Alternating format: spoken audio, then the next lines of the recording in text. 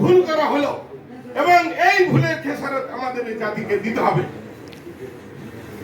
তারপরে কথা হলো যে আমরা যে জন্য বিপ্লব করলাম, 92% এদেশের মুসলমান ইসলামী আদর্শ, ঐতিহ্য, তাহজিদ, তামদ্দিন এগুলাকে আমরা আফল করব। আজকে তারা সংস্কার করতেছে, সংবিধান কমিটি করতেছে, কোনটার মধ্যেই ইসলামের আদর্শের বাস্তবায়নে কোনো কথা নাই। সম্পূর্ণ নিয়মখারামি করা হচ্ছে এই জাতির সাথে। 92% মুসলমানের সাথে মুসলমানরা আত্মহত্যা দিয়েছে, এই যাত্রাবাড়িতে দিয়েছে, বিভিন্ন জায়গায়, বিভিন্ন দলের থেকে, হেফাজত থেকে, মাদ্রাসার থেকে, শিবিরের থেকে বিভিন্ন ভাবে মুসলমানরা আত্মহত্যা দিয়েছে, কিন্তু মুসলমানদের কোন দাবি এখানে মানা হচ্ছে না।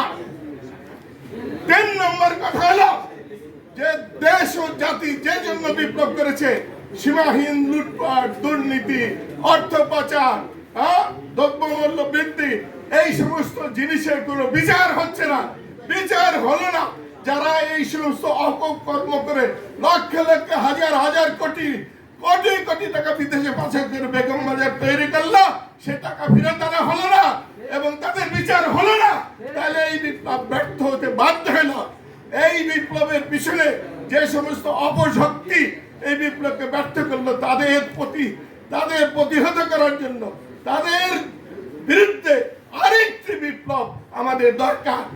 নেতৃবৃন্দকে বলবো, আপনারা প্রোগ্রাম করেন, এই সমস্ত বদমাইশদের বাদ দিয়ে একটি ভালো প্রতিজ্ঞাপূর্ণ একজন ন্যায়বান সৎ লোকের নেতৃত্বে এখানে আবার বিপ্লব, দ্বিতীয় বিপ্লব সাধিত হোক, এই আহ্বান থেকে